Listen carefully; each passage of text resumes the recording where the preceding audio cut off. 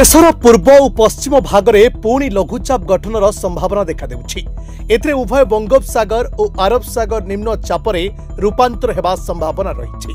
विशेषकर सौराष्ट्र एवं कच्छ अंचल दक्षिण भाग एवं उत्तर पूर्व अरब सागर उपरे एक घूर्णिबलय गठित होइछि, जहाँ आगामी 12 घंटा मध्य एक लघुचाप क्षेत्र में परिणत होबार संभावना रही। यह विकास हेउतुबा द्वितीय घूर्णिबलय उत्तर बंगोपसागर और यह पार्श्ववर्ती बांग्लादेश और पश्चिम उपकूल वायुमंडल में गठित होगाकू जाउछि।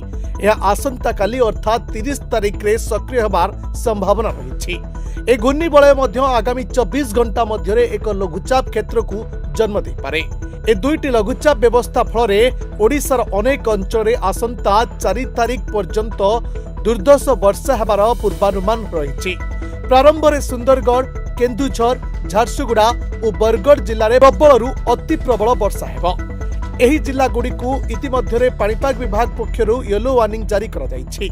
अन्य जिले में सतर्क रहिबा पई येलो वार्निंग जारी करा जायछि। 30 तारिख रु लघुचाप चिन्ह हेबा परे ओडिशार वर्षार परिमाण अधिक वृद्धि पाई पारे। 30 और 1 तारिख पई ओडिशार केतक जिला को ऑरेंज वार्निंग जारी करा जायछि।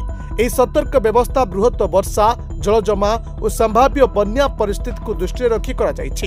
पाणीपाग विभाग निर्देश देइछि जे राज्यर विभिन्न अंचल में आगामी दिनगुड़िक वर्षा चलिथिबारु कृषि, यातायात और साधारण जनजीवन उपरे प्रभाव पड़ी पारे।